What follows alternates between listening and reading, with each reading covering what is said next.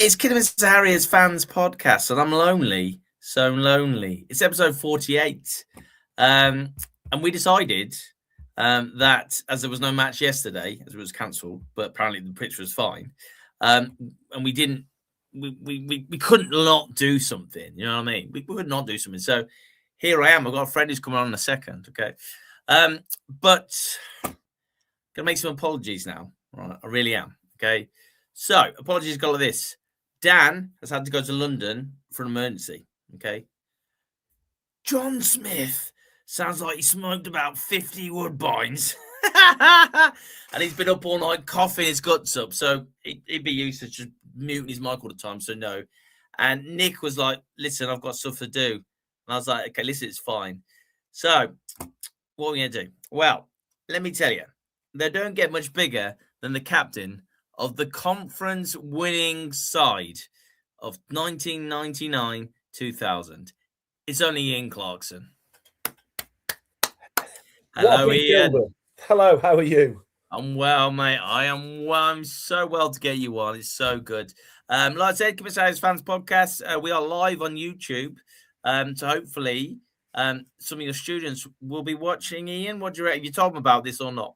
Oh, well, yeah, of course, yeah. I mean, they were all over it, Wes, as you can imagine. In like a rash. Darkest Derbyshire, mate, they're all over it, yeah. Oh, they can't wait. They just couldn't wait. They really couldn't.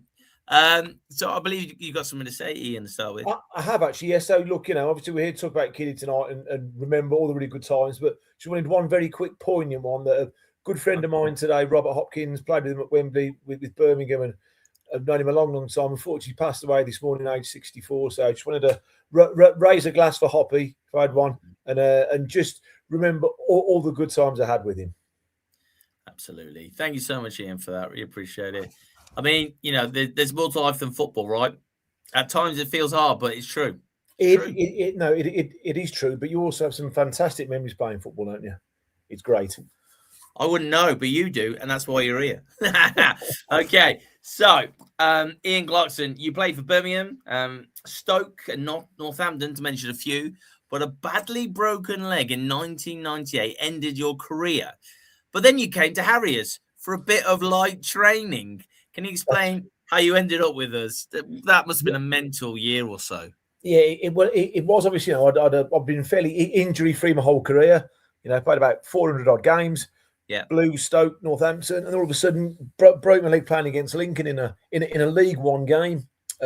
Was out for the whole of that season. Came back, and to be honest, I was struggling a bit really. I had to go at coming back, but it was just the sort of day-to-day training. I couldn't really cope with it. My knee hurt, my ankles hurt. Yeah. I had a pin in my leg. So I got some kind of a not a vast insurance payoff, but a sort of a payoff. And I stopped. Then I thought, well, what's a plan B going to be? I need to earn some cash. Yeah. So I was writing at the Heartlands Evening News, a newspaper that's now defunct in Nuneaton. And I rang up Gary Barnett and Jan Malby and said, can I come and train with you? I had a couple of training sessions and I thought, I quite like this. They look decent. And obviously the fact that we were only training on a Monday and a Thursday and playing on a Saturday meant I could cope with that really. In terms of, and if there were some weeks where I was struggling, I just didn't train and played really. So it was it worked out well for all parties. I love that. I absolutely love that. You were made captain, and we only lost once in 30 games. What was so good about that team, Ian? What was so good? I mean, I'd like to take all the credit, but I think there's no one else here. Do it. Mike Marsh signed at the same time, pretty much as well. So Marsh and I sort of signed, and then we went on this amazing unbeaten run, didn't we? I think the first game I played, I don't know whether I came on as sub or as starter. I can't remember. We lost 3-2 against Telford, and at the time we were probably bottom half of the conference, I think. And then I think the week after we beat. Might have been Southport 5-0, and then all of a sudden from there, we just flew. I mean, we had some really good players. We had a really good team spirit. We had lots of players who played lots and lots of games. So as a back four, I think we obviously had A.D. Smith, Craig Hinton, Scott Stamps, and we were always available. We were very rarely injured. So we had that really good sort of continuity. Jan was a terrific gaffer to play for. Really? Just played some unbelievable football that season, and we had that X factor, didn't we? Thomas Scobier on the wing could always score goals out of nothing.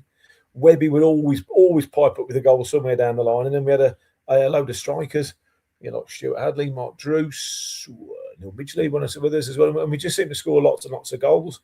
And then I think even one game, Kingy turned up and scored as well in one of the games. So, but we had look, we just had some. And I think are we the last part-time team to win the conference? I think we might be, Whatever. Ever, I think so, yeah. I think so, because I think Rushden was the year after a full-time, and then so I think we were probably the last part-time team to ever win the conference. No, I'm sure Tamworth did it. I can ask out.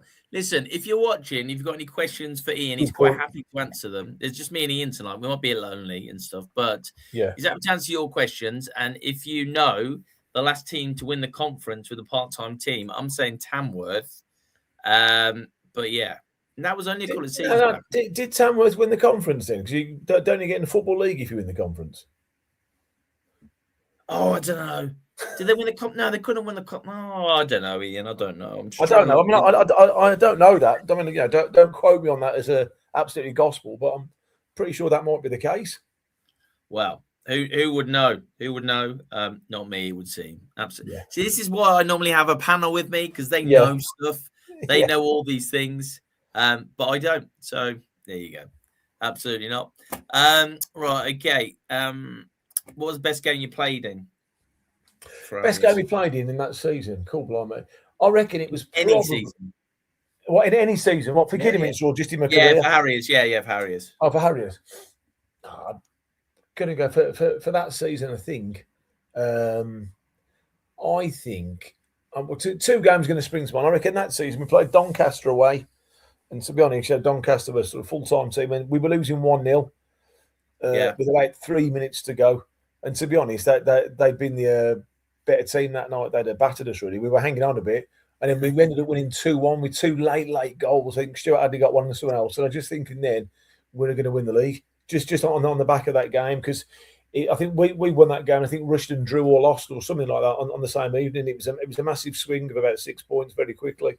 So I would say that was probably the game I can remember the most vividly, perhaps. And then my other one would be, first ever game in the Football League. I was captain, so that's something that no one can ever take away from me. I was a bloke who led Kidderminster Harriers out against Torquay United. Torquay, yeah, 1-2. And we won 1-2. And it was just the actual game itself probably wasn't an amazing game, but it was just everything around it. I was aware that obviously they'd won the league in '94. Kiddie couldn't get in because of the ground. So it just felt special that they'd finally got there, really. So we've had some comments come in. This is fun. So Andy's telling me Tamworth won North. Where's he? May as well just say, "Where's shut up, you fool." Stu Wallstrom, thanks Stu for the interview, pal. Tamworth won non-league North, not conference, right? Okay, so all right, everyone knows apart from me. So my question now is, can a non-league team win the conference? Do you reckon still? Do you mean? Well, I could be really fluent and say, a non-league team is definitely going to win the conference this year. Or do you mean a part-time team? Yeah. Oh, yeah. Sorry, mate. Yeah. Sorry, I'm excited about a good question. That wasn't a question at all. It was a good question.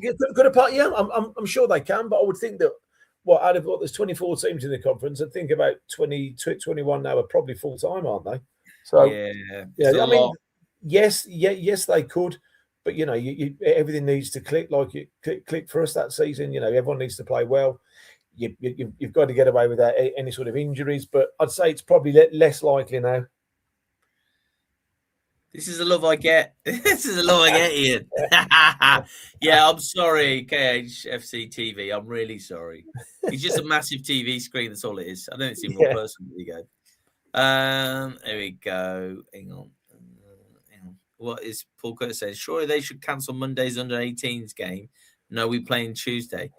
I thought, no, I don't think it was under 18. Oh, I don't know who's playing. Anyway, we'll come to that later, I think, maybe. Ian, let's talk about you and your former manager. You became assistant manager to Ian Britton. What was that like? Yeah, it was great. I mean, obviously, I think Jan had left and gone to Hull. and that was a bad time, man. and Bad time. And taking Gary Barnett with him. So Yeah. I think they were probably looking at somebody who had a bit of experience. Perhaps I was probably the most experienced in the squad then at that time. And Britt had been doing the reserves, as far as I was aware, before he became the manager. So I think it was it was very much a case of, I think it was only for 3 or 4 weeks, if I remember correctly. Just like a steady the ship, etc., etc. You know, Britt knew what he was doing anyway. So I was very much just there as a bit of a sort of a conduit and in between the sort of players and the staff, and I enjoyed it. 3 or 4 weeks as assistant manager was a nice time. I'm not sure where did we finish that season. We finished about mid-table, didn't we? I think I can't quite remember. Yeah, so, it wasn't great. It was down. It was a slippery slope once Jan left. Yes, I think it probably was. But look, he was very, very good, wasn't he, Jan Mob? He did a terrific job in raising the club's profile, and he was a very good manager. He really was. So I got this is Andy, my graphics guy, says, what was it like playing for Jan? You did just mention them, but was there anything? Do you have any? I sort of played. Obviously, I played for quite a lot of managers in my career, but he'd been up there. The style of football he wanted you to play was fantastic. They always say you're never too old to learn new things, and and he had me playing sort of probably further forward than I had been before. Less sort of covering round, and there was more. It was just a terrific style of football to play, and he made you feel good. You always went out there. You weren't concerned about the opposition. No. And the style of play was always based on us, really. So obviously that had its pros and its cons, but that season when we were just beating everybody on a terrific run, it was as enjoyable a time as I'd had anywhere, really. Did he ever join in with training, and was he amazing?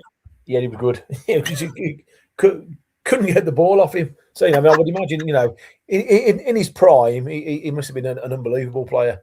I mean, for me, it was just his touch, and it was just things that stick with you. They'd always say, if you're a good player and someone passes it to you, you should be able to receive it under pressure. And that was always his thing with us. He said, you've got to be able to play under pressure with so your touch has got to be good, your movement's got to be good, your anticipation, all of those things. So he was a excellent. Well, he was a world class player, wasn't he? So absolutely.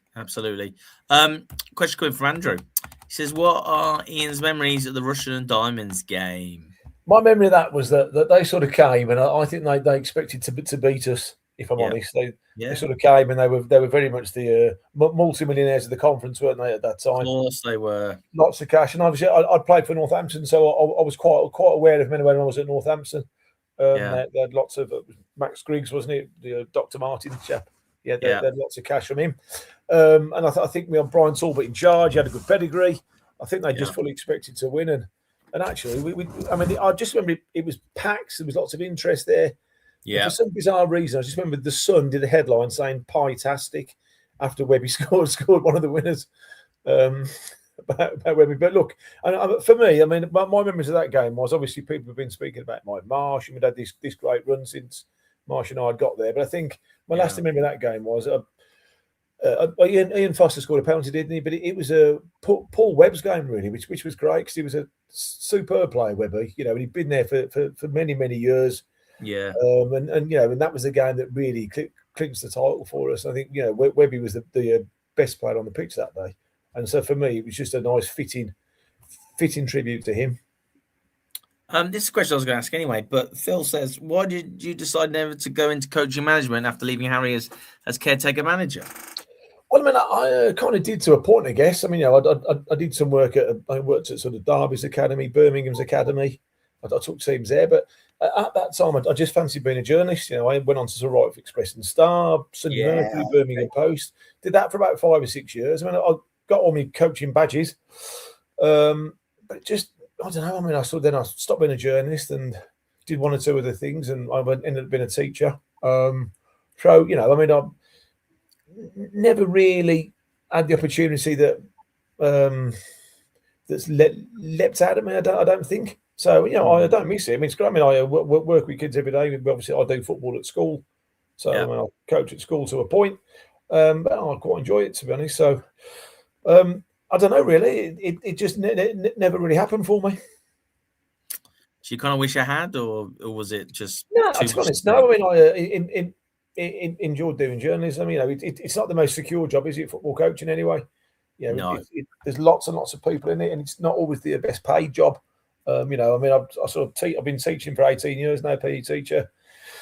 So, you know, and it's a more secure job, isn't it? It's a safer job. So, Yeah. you know, I mean, I enjoyed playing. It was terrific. I enjoyed all the bits and pieces that I do, but nothing is ever as good as playing. That's very true. Yeah, I didn't play at your level though, but yeah, Stourport Boys League. Shout out to Stourport Boys like League. that. Absolutely. You're watching Kidderminster Harriers Fans Podcast number 8, episode 48. We've got the amazing Ian Clarkson with us today. Tonight, I should say. Everyone else is ill or left. So it's just me and Ian. We're just having a lovely time. We're having the best time, aren't we, Ian? So we're having a magnificent time, Liz. Yes. I'm not taking it personally that no one else has turned up now. I'm on. That's fine. Listen, I'll show up for you any day of the week and twice on a Sunday, pal, if that's what you need. Oh, yeah, it was Matt's son's birthday as well, so that didn't really help. So if you've got any questions, please pop them in and we'll try and get them answered as quickly as we can. I don't know what that means. Hi, Wes. Mike from the coffee shop. Which coffee shop? Mike Chili Freeman. Mike, did I meet you? Oh, Mike. So randomly, right? Yes. This is brilliant, Ian. You'll love this. And he'll remember you as well. So my local shop is literally like 10 yards away from my house, right? And I always wear my Harriers top in there. And I saw this guy and I sat down and he went, "Is that a Harriers top?" And I went, "Yeah." He went, "What?" I was like, "Yeah, it is." He was telling me that he used to have a season ticket for us and he's a Wolves fan, but he obviously went and saw the kiddie and stuff. Yeah. We were talking about Harriers for about half an hour. Now, do you get that when you meet people, Ian, and they find out that, you know? Yeah, I mean, I have to say, people don't tend to come up to me and talk about the jam, the clash, or the specials. They do tend to talk about football, if I'm honest. Yeah, you know, and often it'll be Birmingham or Stoke, depending where I am, or Northampton. So yes, it's fantastic. As I said, you know, it's always nice to talk about football, isn't it? And I was so lucky to play it for 16 years. And I'm so grateful that, you know, I'm so grateful if anybody actually wants to talk to me about it, really. So yeah, it's terrific. Love that. Well, listen, you come on here and everyone wants to talk to you about it. Great question from Andy. Do you still have any of your Harriers kits, Ian? Well, so it's a good question. I have actually got one of them. Yes, I was clearing out my dad's garage and we found it. It's the one, I think, it's got number 12 on the back, so it must have been a squad number. So it must have been that second season in the league, I think. It says Clarkson 12 on the back. So yes. Is it the away one? Tell you what, just wait there 1 second. This won't make for very good viewing, but I'll have a quick look. Hang on, I'll show you. Wait there. We can't wait. We can't wait. I see in Clarkson's house, everyone. Look at that. There you go. So here we go.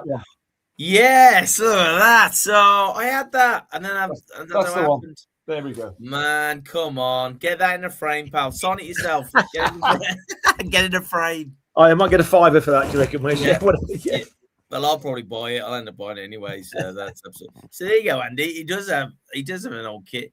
Did you have the silver away kit, which is probably my joint favorite ever Harriers away kit? Do you know that's a really good question? I obviously remember the year we got promotion. It was yellow and blue, wasn't it? I can't quite remember the away. I mean, I don't know. I don't know. I think it was. Not sure, to be honest. Maybe it was the black one, perhaps. I don't remember. I don't remember a silver one. I'm not sure, really. The silver one's beautiful. Did you play with Danny Williams? Danny Williams was there. Yes, Danny. Yes, yeah. He was a scout, wasn't he? Then.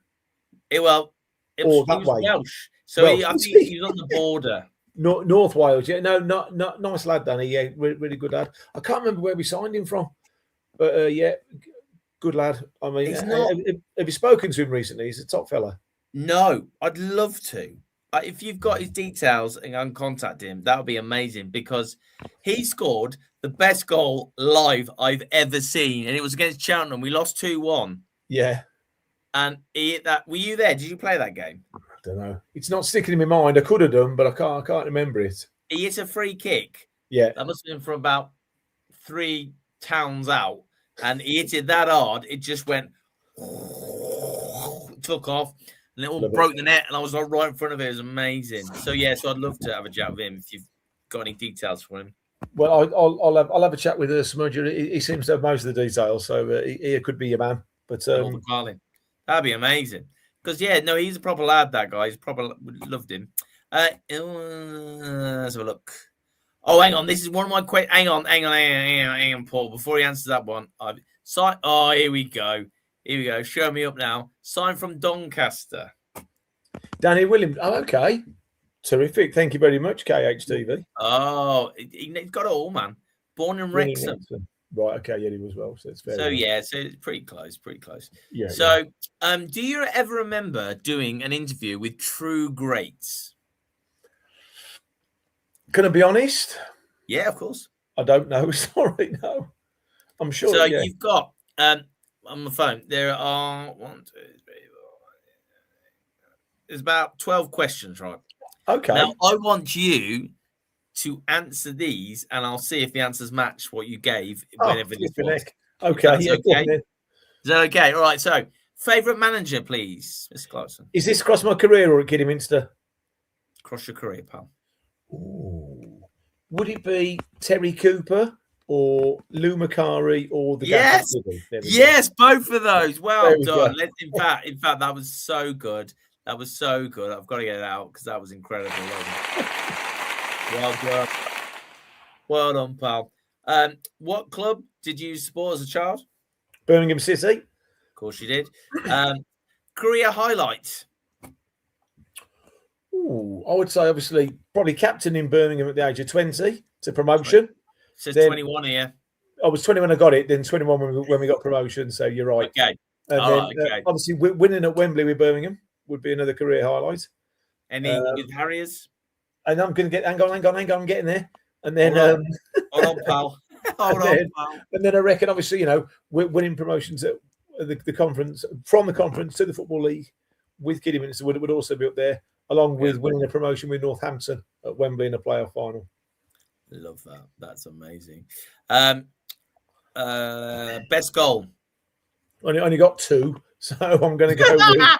So you've got 50% chance here, Ian. Come on, son. I'm going to say Northampton Bristol Rovers playoff semi-final. I scored one of them. We were 3-1 down from the first leg, and we won 3-0 in the second leg to get to Wembley. So that'll do. So in here with True Greats, the other interview did best goal or save, whatever. 25-yarder with left foot, Chesterfield versus Northampton. That was the other goal. Yes, that was the other one. Yeah, 25 yards. So it was. So I've changed my mind over time. That goal was a better goal, but the second one had a bit more on it. Love that. By the way, this guy's not perfect either. At KHFC TV, mistake alert. Signed from Wrexham. He was on loan at Donny. There you go, pal. There we go. It's really hard. Especially when you've got the hero that is Ian Clarkson sat in front of you, more or less. that makes it. And he says it's a silver away kit that goes with the kit Ian has. Oh, it must have been that year then. Yes, we must have won the silver one, but no, I haven't got it. I'm afraid. Oh man, listen, you can't buy that. Do you know, if you go on eBay and you want to buy it, it's like £140. Someone's selling it for £140. Why me? And it's not even a player worn edition or anything like that. So there you go. Okay. So best player in own team that you can do both every team you played for and the Harriers as well. Okay, best player I played with at Birmingham, probably Nigel Gleghorn. In terms of ability, in terms of consistency, I don't know whether I said that in True Greats, but I'd probably go with him. Steve Whitten was also a very good player at Birmingham City. Yeah, Steve Whitten. Yeah. Stoke, cool. Either Mike Sherrin or Mark Steen, I reckon. Just because of the goals they scored were fantastic. I'll probably, if I put Gleghorn on that one, I must have put you put Steve Whitten. Best no, Stoke. Oh, sorry. Stoke would be Mike Sherrin or Mark Steen. Two very good strikers. Northampton, cool, blimey. In terms of ability, would have been Jason Dazelle when he turned up. Obviously played for Ipswich in England and Tottenham. He was a He did. So in terms of ability, would have been him. And obviously, wasn't always as consistent, which is why he was at Northampton. But on his day, very good player. And then Kidderminster, probably going to be Mike Marsh. I'd have said, really. I think would have been the best player that Kiddy had. It's unfair. If anyone saw one game in that 99-2000 season, you would have said Mike Marsh. Yeah, he was a good player. So, but there were lots of other good players, but he was probably the one at Kiddy, definitely. Oh, this is a change. From True Greats, best player in opposing team. This is a proper mic drop, by the way. If it's the same person, it's going to be. Is it David Ginola? David. Yeah. Yes, it is. Yeah. My name is David Ginola. Closely followed by Rude Hully. Gianluca Vialli, I reckon, at Chelsea. He was very good as well. So wow. When did you play him? Chelsea. We actually beat Chelsea. We drew, played in the Carling Cup at Stoke. Drew 0-0 at home and won 1-0 away. Who did you keep quiet that day then? Kept quiet. Ooh. Dennis Wise was playing. Paul Furlong was playing. Rude Hullet, Vialli was playing. So they had some players playing for them. They really did. We finished fourth in the championship that year, Stoke. That was the best ever played, and I think really we were decent that year. What year was that? 95, 96. 95, 96. Okay. What was Wise like to play against? Was he a little shit? I mean, he was obviously, he wasn't shy at leaving his foot in, but he was England international. He was a good player. He was a good player when great ability, very tenacious as you can imagine. So he was a good player. Okay, so this could be a Kim Sarriers fans podcast exclusive here. Okay. Funniest moment you've put not printable. Yeah, well, I mean, cool. But I mean, what do you want me to? Funniest moment, what in football? Yeah, you say not printable, like the keeper of the secrets, Ian. Too fair. I mean, there are lots of. The funniest moments aren't printable, are they? Or podcastable, really? So, really, come on now. I mean, no one's going to sue you. I don't think you can say allegedly, and then you're fine. There might be slightly less funny moments that I could say, but the really really funny ones, as you can imagine, are all not printable or non-podcastable. So I've answered that one. I've answered that one fairly consistently. Then I reckon. What was I say? Democratically, you did. Would have involved A.D. Smith. Oh, sorry, I was talking about Kidderminster. Oh, right, okay. Funniest moment with the Kidderminster. Well, I remember. What did we go? I mean, I don't remember laughing about it at the time, but we had a pre-season tour to Denmark with Jan. So we parked our cars underneath the underneath. There was somewhere, I don't know, in the tunnel or something like that at Kidderminster. And I remember I was sitting in my car and Tim Clark just kept on reversing. I was thinking, is he going to stop?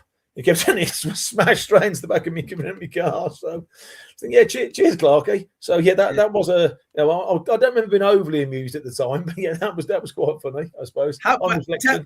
Tell me about the tour. I didn't go on it because I was too young, but tell me about the tour. Oh, it was great. I don't think Jan's from Copenhagen. I think he's from out in the wilds. I think somewhere because that's where we stopped. Oh, look, it was great. We played lots of games, and for Kidderminster to go something like Denmark, I would imagine would have been quite unusual. I mean, I'd never been to Denmark before. It was great. We did I think 2 or 3 sessions a day. Played 2 or 3 teams.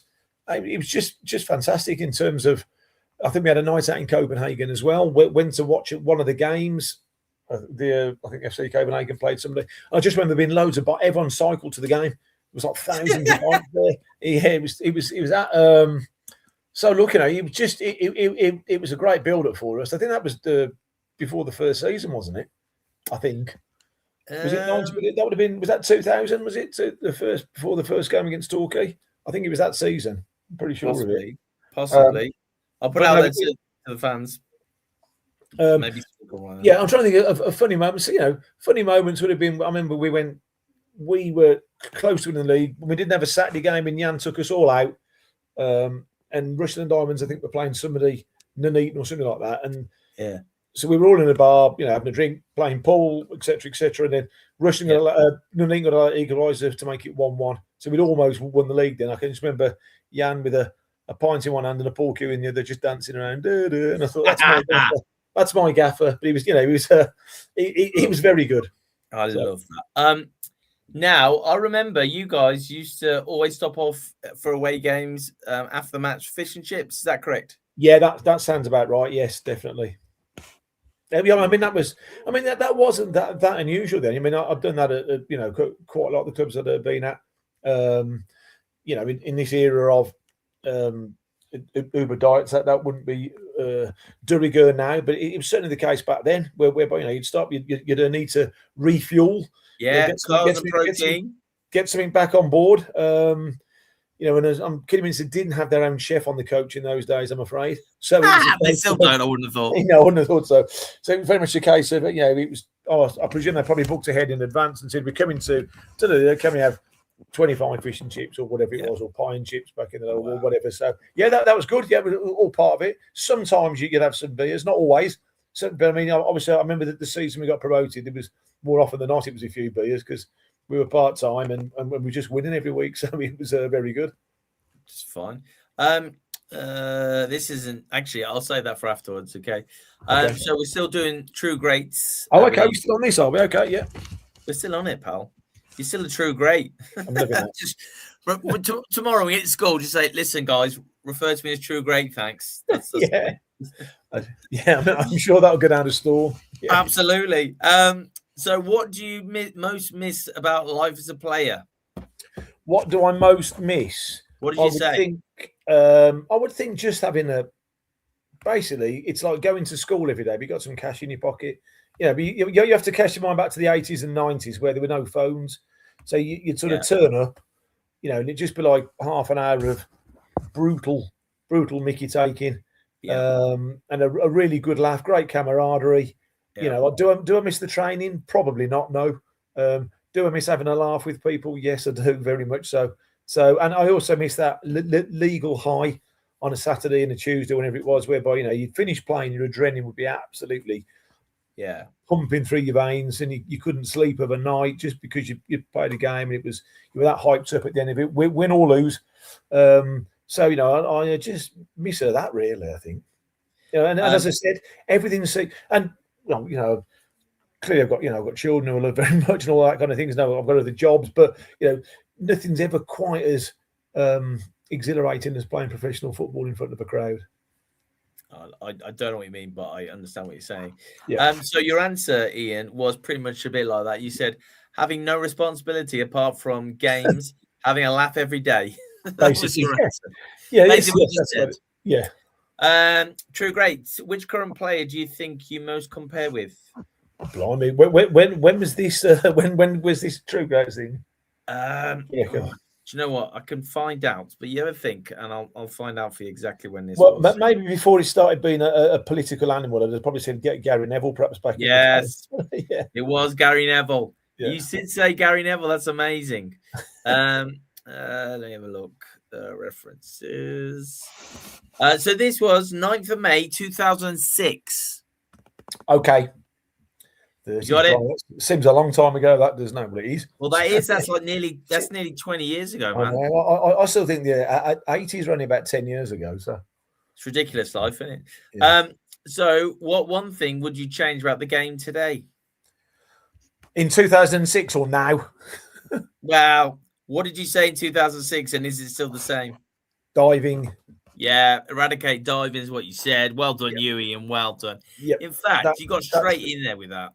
That would still be the same now. There's lots of things about the modern game that are great that I love, but I can't stand that.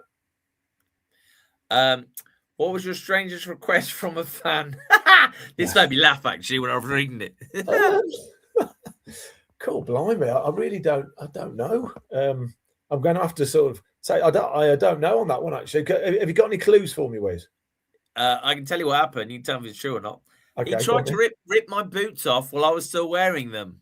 Yeah, that sounds about right. It was a pre-season, but I think Blues against Highgate, and I was up on someone's sort of shoulders at the end of the game. Yes. And it went from being quite jolly to me getting quite grumpy quite quickly. So, yeah. I love that. What are you doing? What are you doing? I need them. No, you don't. I love that. Yeah. This is a soft question, man. And 20 years on, I'm sure it's got even worse. But how have your years of playing football affected your body physically? Well, obviously, when I signed for Kiddie, it was fairly knackered anyway, wasn't it? Because I got that broken leg, and I was, I mean, You did all right, kid. You did all right, pal. I've taken too many ibuprofens over the years, so what I would say that 20 years on from that question, it hasn't got any better. So it didn't magically fix itself. My sort of my knees, ankles, back. Most days are in a pretty average state, if I'm honest. But would I change it? No, I wouldn't. I'm glad I did it. I'd probably, if I was playing now, I'd probably have less cortisone injections than I used to have, perhaps. Knowing what I know now, but it's tough, isn't it? Because you just wanted to play. I'm sure it was fun at the time as well. So the question was: have your years of playing football affected your body? You said yes. Legs, back, and ankles are all stiff and ache. Ian, any quirky pre-match rituals? Oh, back then, I mean, I always used to like to wear a tracksuit top to run out in. I think. Nice. I always used to try and wear long sleeves as my career went on. I think as much as I could. Were you cold? Were you cold, Ian? Yeah, I was a little bit cold. You know what we like as southern softies from Solihull. So I love that. What else did I? Pretty much rituals. I used to have chicken and beans the night before a game if I could. Always cooked own chicken and pasta on Friday night. Chicken and pasta. There we go. Something along those. Yeah, I used to do that. Yes, I was quite a creature of habit if I could, really. So, your last question on True Greats with Ian Clarkson. Nicknames your teammates gave you. There are 4 here. Well, I mean, Clark is the most unoriginal one. Yeah. Blaster. Yes. Big Nose. No. I can't think of too many others. I'm gonna get 50% right in this because I can't think of many others. Well, one is something to do with your head. Oh, Baldy. Yeah, Baldy. Yeah. And the last one, Alf. Oh, Alf, bloody hell, yeah, Alf, yeah. So there we go. as in Alf. Tell me about Alf. I think that was Darren Rowbottom had a nickname for everybody at the Blues. I think it was Alien Life Form was the creature one. He was like a cut. Was he? I don't know. Yeah, I've known that one for years. Yeah, so there you go. Alf, there we go. Yeah. There we go. There it is. Happy days. Question. Actually, KHFT is he's trying to. Oh yeah, good. No, he's right. I did score one for the Harriers. Yes, it was in the FA Trophy. Good man. Well, good shout. Yes, good lad. He saved the day. Thank you. I'm saying good lad. Could be female as well. So apologies. So thank you, whoever you are, for sending that one in. So, well done. Yes. What was the last game Ian has watched at Agborough? We had a 25-year reunion last year, which was really nice. We had a night. The Friday night. I was there. Yes, we had a Friday night, which was a really good evening. And then on the Saturday, I stayed overnight and watched the game against Scarborough, which Kiddie won 3-0. I think something like that. But that was so last season really. I'd like to go more often if I could. That night, when it got launched, when it was put out there that was happening, it was like I spoke to my mate Ad about it because we were fans then. In fact, the last game of the season when we lifted the trophy, we were winning 3-0, and because me and Ad were working at the West Midlands Safari Park, we had to leave, and we came at half time, and all the goals for us had gone, and then.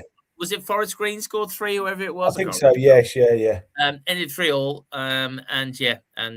but we still got the trophy. So anyway, we were talking about. We were like, "Should we go? Should we go?" And then we talk. I'm an hour in. Next thing you know, sold out.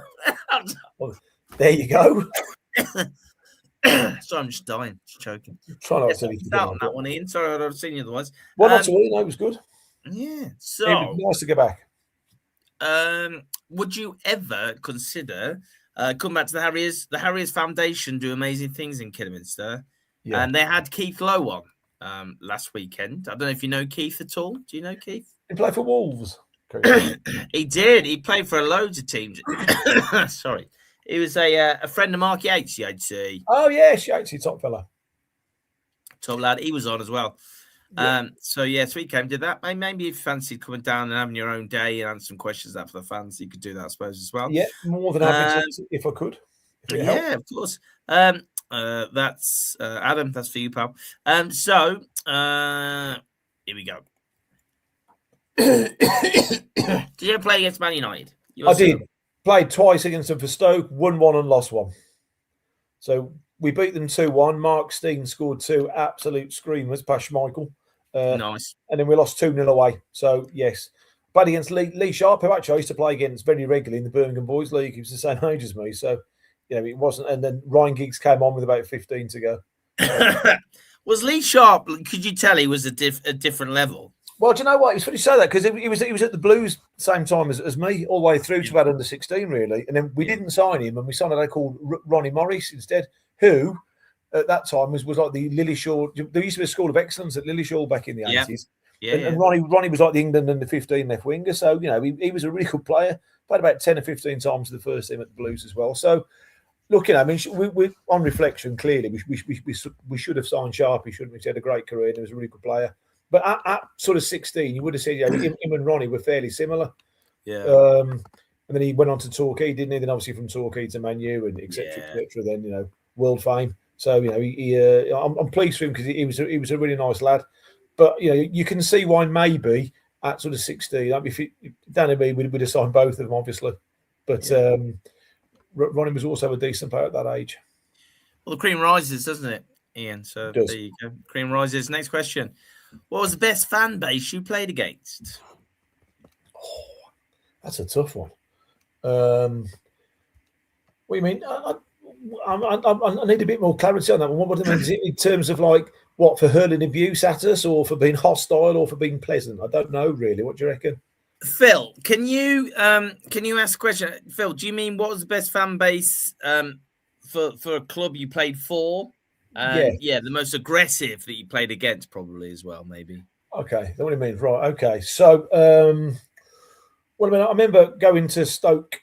You got to the playoffs. We played Millwall away with about 2 games to go, and we beat them 3-2, and we sent them down.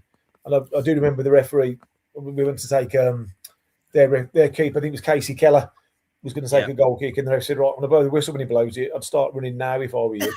Yes. And so that was relatively hostile. Did they try and steal your shoes as well, your boots? Oh, not on that occasion. No.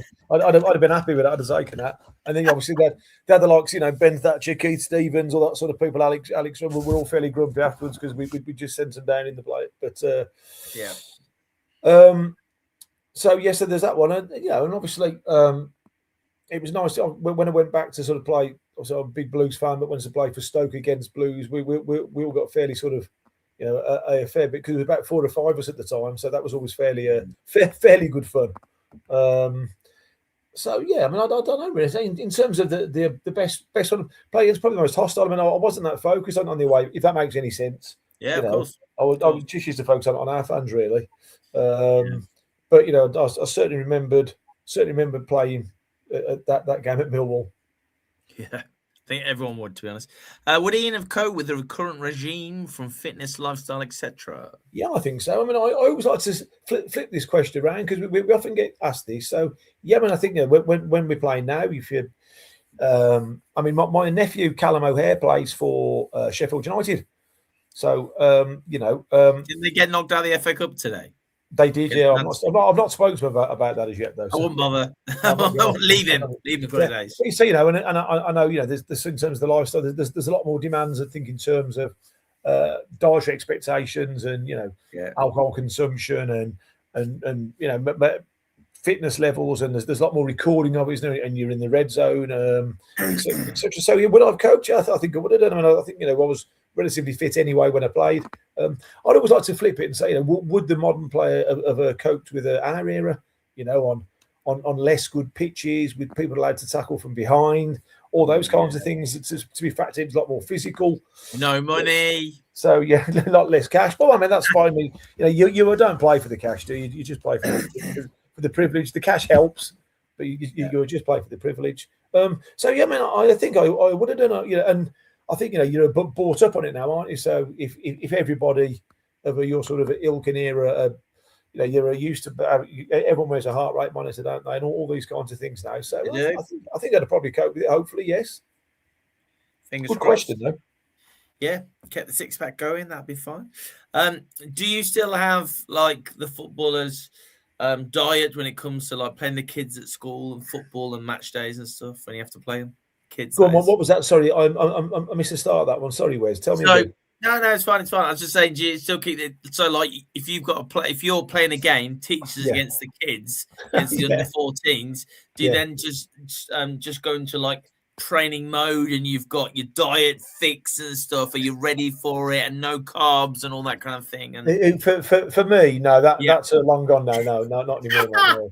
No, I'm just as I said, I had 20 years of about 17, 18 years with fairly austere lifestyle in terms of diet and looking after yourself and staying in and doing all those things. Whereas now I'm a bit more loose, I think, in terms of my sort of dietary choices. I love that. Great question here. What drink was your favourite to have after a match?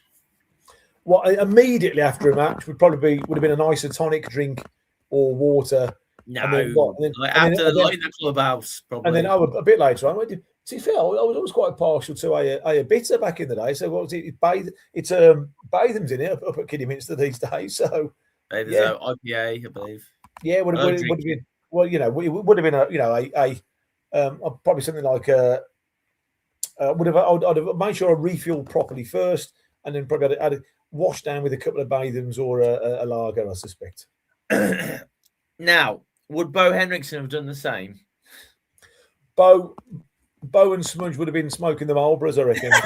So it would have been. It would have been a competition to see who could have had the most fags, and Stampsy might have joined him as well for a quick cheeky drag. Yeah, I love that. I think you've answered this one, but this is from Jay. Good buddy Jay says, Ian, what's your favourite moment in a Harriers shirt? Favourite in a Harriers shirt, I would say I'm going to keep harking back to it, but I still think being captain for that first ever game, walking out was something. You at the time you probably don't realise it, but then you look back and think, do you know what, that was fairly historic, really. And then Jan could have chosen lots of people, but he decided to. He trusted me on that day, which was nice. Love that. It's a question not about Harriers, but it says, when you were at Blues, did you ever play with Paul Devlin? I don't know who that is, but I did. I mean, I played against Dev a lot. I mean, me and Devlin are both the sort of club ambassadors now. We do half the own games each, where we go and do a bit of schmoozing and whatnot. Was it Birmingham? At Birmingham, yeah. So Dev's a top fella, played for Scotland and Notts County Blues, Sheffield United, Watford, one or two others. But no, I played against him when he was at Notts County, and I was at Stoke. But no, I didn't play at Blues with him. I've played for the Blues Old Boys with him on many an occasion, though. Do you get many matches like that, like the Masters games? I mean, we did. I mean, I'm sort of 55 now, so I stopped playing when I was about 50, 51, 52 for the Blues Old Boys. So just because I wanted to watch my own kids. It was just I was going into work and I couldn't move for like 2 or 3 days. So what am I doing? So I decided to call it quits. But yes. Here we go. This is from Andy again. Rather than cope with regime, is Ian happier to have played in the era that rather than today? I look, that's a really good question, because I can't say because I'm not playing now, but look, I really enjoyed the time I played when I did. There was probably less scrutiny because of the internet. What wasn't around as much or in the form it's in now, so there was just as much scrutiny. But if someone was going to say, Clarkson's annoyed me, they'd have to go to the effort of either ringing in a phone-in show or writing an actual handwritten hotline. Yeah, so they've had to have been really cross. Whereas now you can just pop onto these. They could just send a message now, couldn't they? And say, from that perspective. But mind you, having said that, it was different in those days, because you probably would get it face to face, because often on a Saturday night you'd go out in sort of in the 90s and the noughties. You go out and have a pint, and if someone wasn't happy, they come straight over to you and say, Clarkson, or conversely, I was really happy with that, or I wasn't happy with that. So you had different kinds of pressures. If you're asking me, I'm really glad I played in the era that I did. It was good fun. As I said, I think not having phones all the time made for a really sort of sharp dressing room, whereby you had to be on your toes all the time. And different eras, isn't it? Things that happen then wouldn't be acceptable now, which is quite right. But back in the sort of 80s, 90s, and noughties, there was some fun times going on. I love that. Right. So we've taken up far too much of time right now. I know you love talking football, and that's fine. So do we. If anyone's got any more comments or questions for Ian, please put them in. It's Kidderminster Harriers Fans Podcast, episode 48. There was supposed to be Dan and Nick and John Smith here and Matt and maybe other Nick, but none of them can make it tonight. So it's just me and my good buddy Ian. We've had 50 minutes of just talking about you and your career and how good you were and how much we loved you. So if there's any more questions, please put them in. 1, 2, 3. And if there's not, do not worry about it. That's it. It's fine.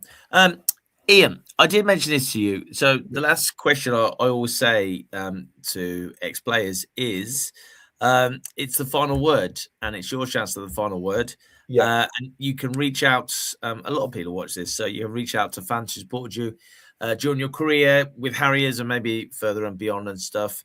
And you can say thanks or whatever you want to say. Oh no, look, absolutely. Whereas and I mean, it's a kiddie podcast, so we'll certainly, just amazingly, I cannot really put into words how privileged you feel that people, one, will pay money to watch you play, not just you but the team, and two, that will give you so much support, and it makes a huge difference. When you're playing a game, if you've got people behind you, it does not make a huge difference, and and the fact that people, speak to you and recognise you want to talk and make you feel actually really special. It's obviously it's good for your self-worth and your self-esteem, and I'm so grateful. I don't think I've ever lost sight of the fact of how grateful I am that people, would pay money to watch you play. And I came to Kidderminster at a fairly low ebb as well. I'd sort of retired. My leg was hurt, and I thought, flipping heck, what am I going to do now? And to come here and have the season that we had, and then the 2 subsequent seasons, which was like a bonus, was almost a, I can't think of a word to describe it. Was beyond my wildest dreams, and and I'll always be grateful for fans who supported me in that. So I'd like to say thank you to anybody who's ever bought a ticket to watch me play within that team, and thank you so much for all of your time. And 99% of the people, 99% of the time, are really pleasant and nice, and that's all you can ask for. That's a great ratio, to be fair. I might have been hamming that up a little bit, perhaps. I'm only joking. I loved it. And you weren't even drunk. That's the best thing about it. Ian, thank you so much for on the Kidderminster Harriers Fans Podcast. It's been so amazing to have you on here. Thank you. We really enjoyed it. Have yourself a great week, my friend. And if you're watching, expect to have a bit more. Not tonight, if you're watching. We are going to do episode 49 on Wednesday after the Morecambe FA Trophy game. On the Tuesday, fingers crossed if the weather's any good. So join us on Wednesday if you can. Thank you so much. Thank you to Ian. Thank you to me. I guess maybe let's have a round of applause. That's fine. Yeah. Thank you so much, everyone. If you're listening on Spotify as well, I get this on tomorrow. So have safe journeys and safe working week stuff. And we're back on Wednesday. So thank you very much, everyone. Thank you. Cheers, Ian. Thanks, mate. Appreciate it. Cheers, Wes. Cheers, pal. Cheers, buddy. Bye-bye.